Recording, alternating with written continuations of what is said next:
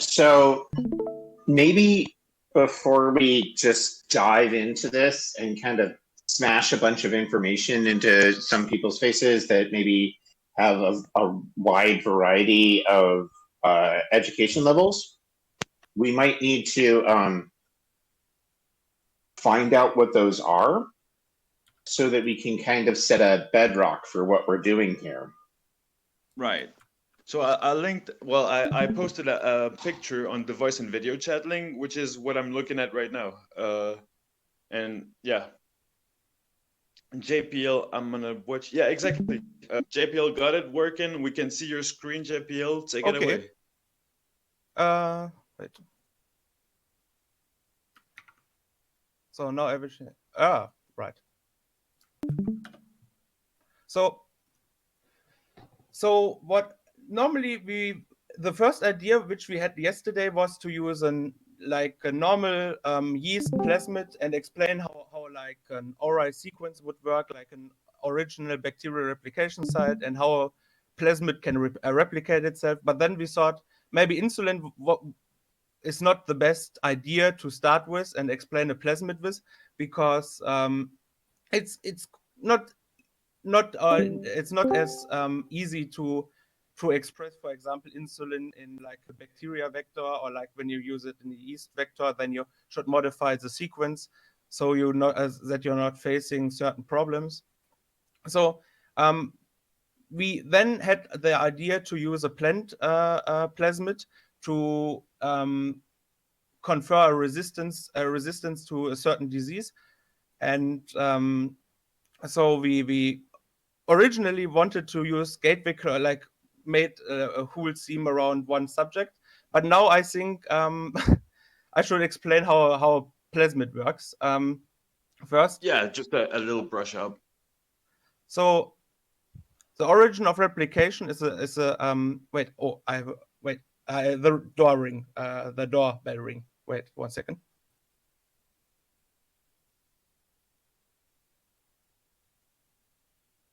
Yeah, we're still new to this, but definitely like so this is the first talk. I'm very excited to present this to y'all and JPL as well, and we're quite nervous about it. But it's yeah, it's basically if you know about the stream about like the YouTube videos of the Thought Imperium, where he streams whose gene is it? We're gonna do quite the similar thing, but also with like a journal club kind of aspect to it, where there is more interaction, where people can actually like ask questions in the end, or like yeah, or when like you know when there will be breaks and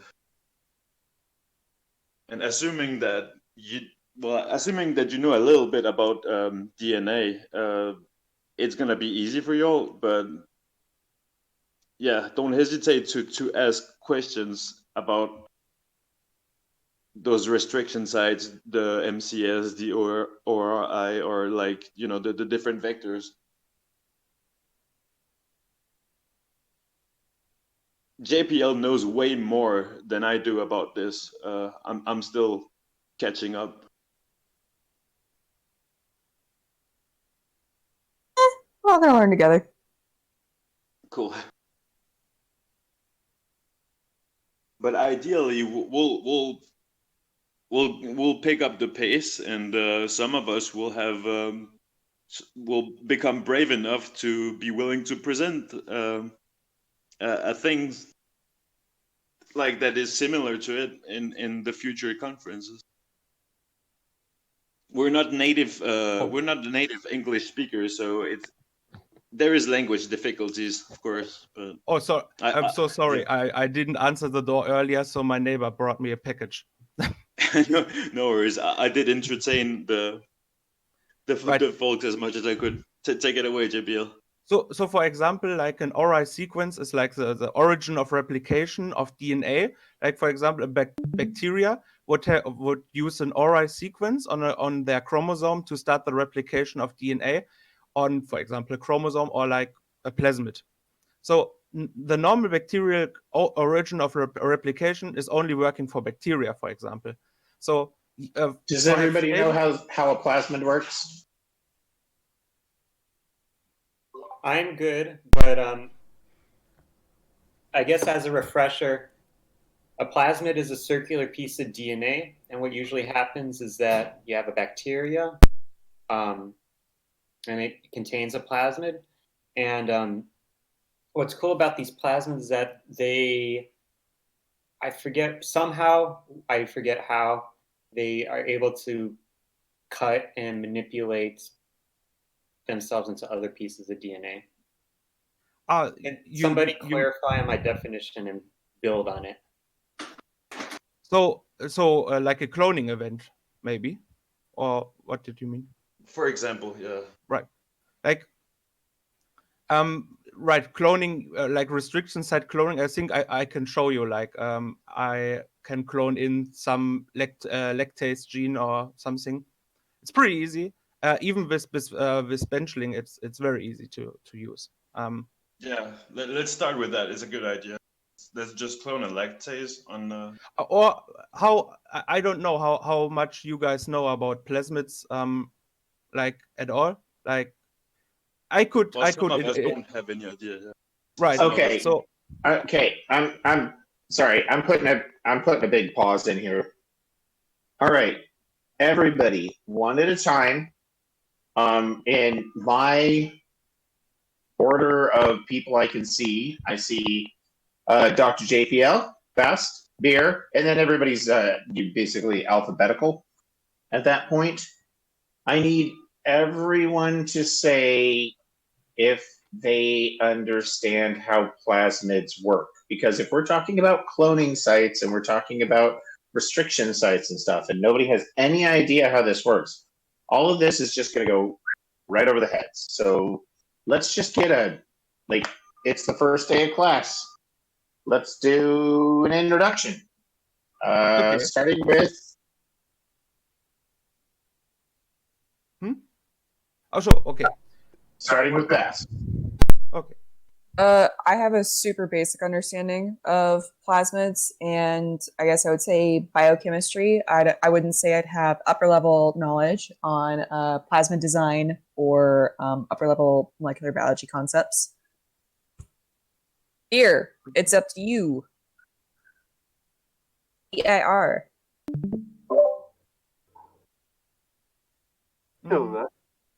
Or maybe we go with Eric first. Yeah, okay, I can go, I guess. I've heard the basics. I'm kind of learning by osmosis here or observing, so I don't want to be like, oh yes, fellow experts, but also I'm not trying to be too critical in this, I guess. But I've heard, like it's a circle of DNA, you can cut it open, kind of shove stuff in current spaces. I don't know. Oof. Okay. And then Hoafa. Or Hoaifa. He doesn't have a mic, but to respond to Gabe, okay. he understands how plasmid works. He's familiar with it. Okay, then mean Sasha. Hello there. I have no idea what's going on. I just joined and I just came back. Okay. So, BIR, sorry to interject. BIR also responded on the voice and video chatting, and he said he doesn't know much about them except high school stuff. Yep. Okay. Is this a course on bioediting? It's an introductory course, yeah. Oh, nice. Right. I'll stay around then.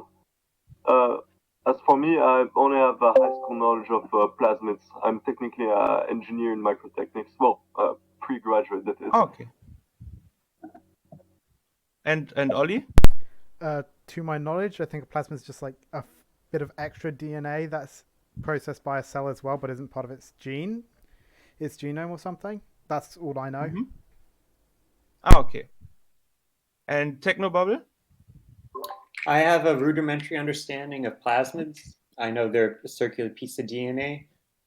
There are different parts of a plasmid. You have restriction sites, replication sites, and those all fit together and to translating that DNA into other proteins and other aspects of a larger organism. Okay. And which doctor already answered? Like I think he also has no mic. So I may be the one guy under my name. I don't know how to pronounce that. Or B3 NCX12E. Do you? B. What's your background with plasmids? Do you understand? Column B. Yeah, call me B. I. Not much. I didn't really work with any of them. I didn't made one, but I did some research in plasmids when I was interested in agrobacterium and how it does its things like inserting a piece of DNA in the plant cell. Okay. okay. But I'm going try I registered in Benchling and I was going to try to do some basic Cool, things. yeah. The hello world, kind of like hello world in informatics and programming, just with Yeah. genetic For nothing. engineering, That's like what it is about. Yeah. yeah, I was just trying to do some GFP animals, so something basic, so I can try to understand things better. That's all, I guess. Okay. Good.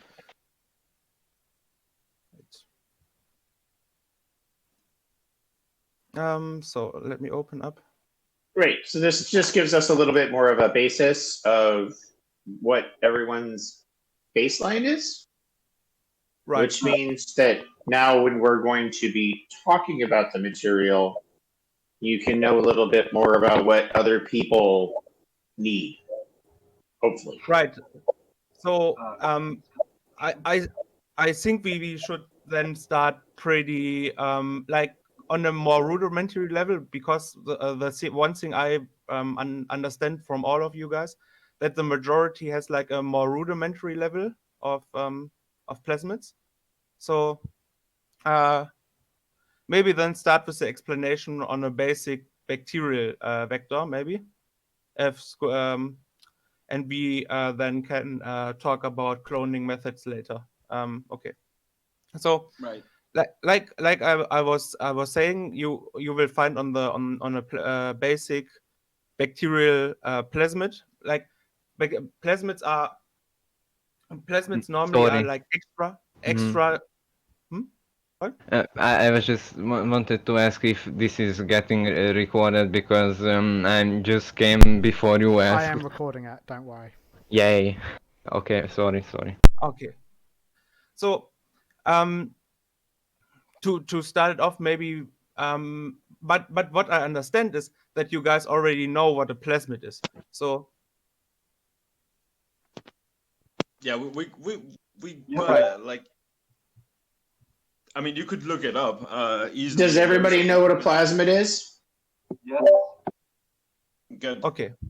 It's basically like when one bacteria likes another bacteria and they're like, hey, I want to give you a mixtape, yo.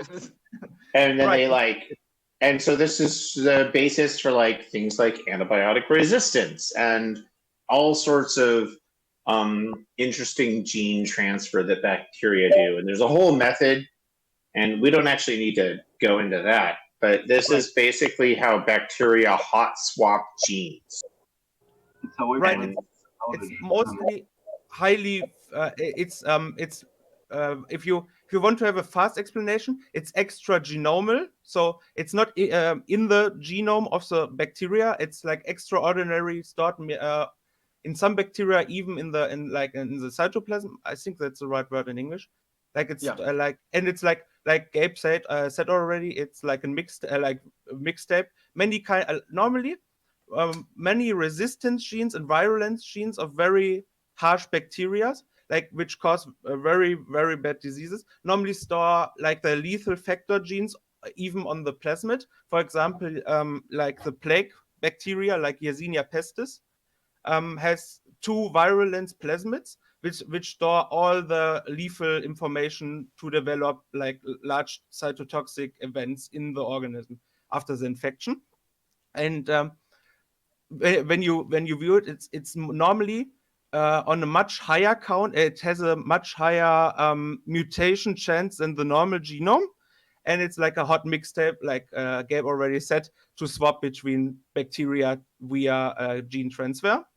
And it's also very important for scientists to understand the importance of gene transfer between same species bacteria, but even not same species bacteria, because, for example, in the crop development of apples and in the agriculture on apples here in the EU, we use very, very strong antibiotics to treat the apple trees once or twice a year. And the same antibiotics we use for the apple trees are also normally in the cocktail usage, like in the usage with 2 other antibiotics for treating tuberculosis infection. And one thing was observed on the apple trees, that bacteria which have developed a resistance to like it's called streptomycin, also can hot swap it with tuberculosis bacteria. And the problem is when bacteria like tuberculosis become resistant to streptomycin. Streptomycin is one of the most important antibiotics to treat bacterial like tuberculosis infection. So it becomes a little bit of a problem here in the EU, at least. I don't know about any other. I want to talk about the gene swap thing between bacteria because I think Steve Mold, great YouTuber, talked about it on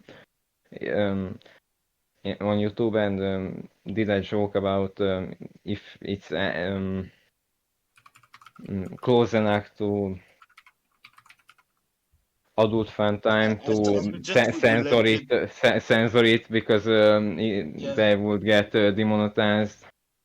I suggest we let JPL talk as much as possible. My problem is I didn't understand it. Like maybe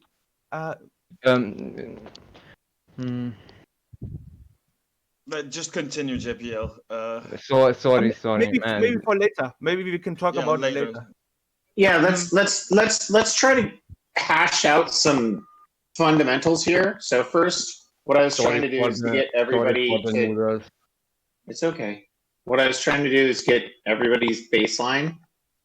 Then we're going to hash out some fundamentals. Then we can get into the kind of noodling around. Okay, seems like a good idea. So, basically, why should a bacteria, or like how will you know if a bacteria, or for example a selection factor, how we would ensure that a bacteria would accept or have a donor, or like been introduced, or like absorb the plasmid of choice when it's not containing, for example, a selection marker, for example antibiotic resistance. For example, on this plasmid on PEX1, it's ampicillin resistance. And ampicillin resistance, just prepared with an ampicillin promoter sequence, is only affecting or being expressed on bacterial level.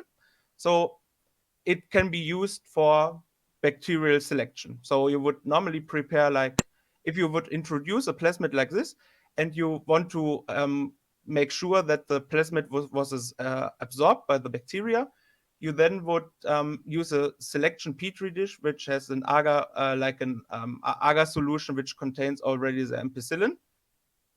And then you could look up like colonies which grow, and you could be sure that they have accept the ampicillin, like ampicillin resistance gene. Right. So I think what is that should bring, like, I hope you guys understood it. It's like only the basic stuff from a bacterial plasmid, right? So right. What we normally today wanted to do, but it would now to think about it, it's a bit silly because it's not a good idea to start with something which is completely weird and straightforward when we should look up more easier stuff first, right?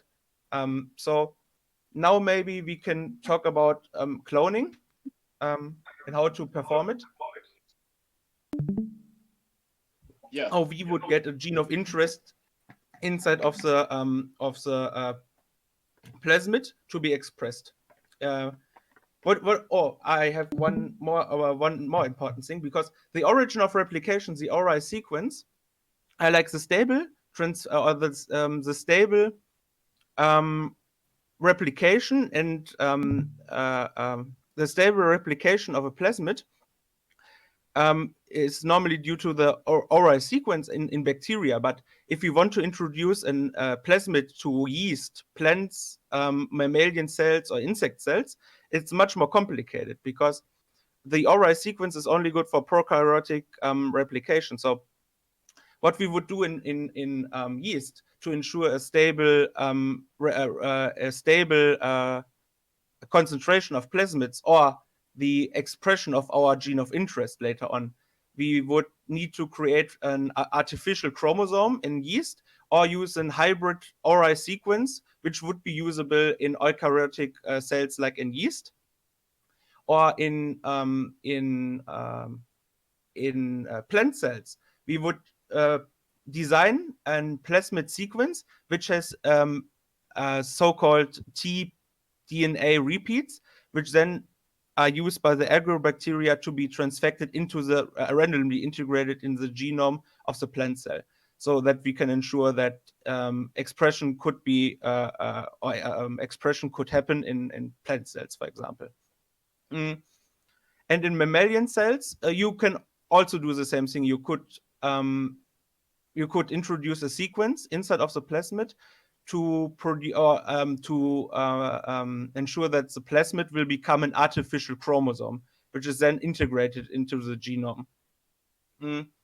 Because bacterial, or you could cut out any bacterial sequences from a plasmid and make it a lot smaller, or not even smaller, but you would need to cut out all of the possible immunogenic sequences to then make it a mini circle. But I think that's a bit too much for today's topic. So, right. So maybe a good idea would be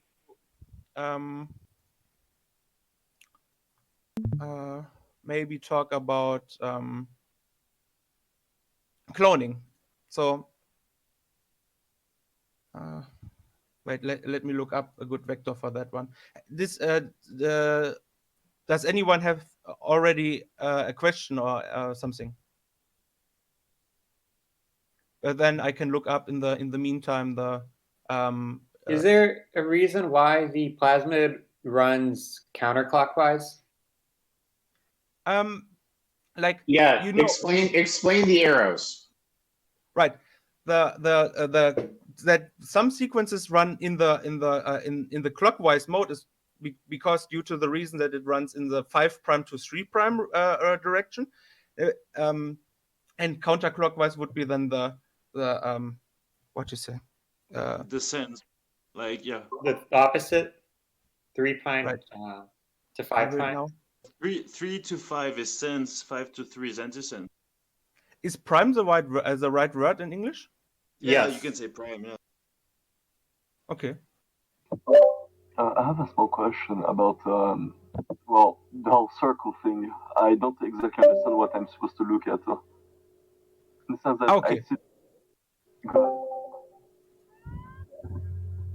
More specifically, I don't understand the color things.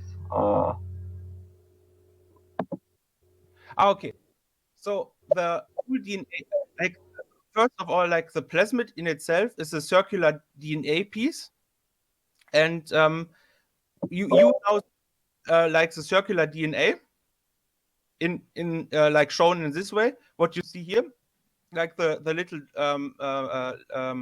dots which have like funny letters and numbers on it, are restriction sites, which we look at later. And basically the length, it's counted clockwise. So 500 base pairs, 1000 base pairs, and then you have the total base pair count in the middle, the name of the plasmid, all the annotation sequences which have a name are then marked in the middle. And if you ask yourself why some sequences are more to the middle than to the inner circle, it's because the naming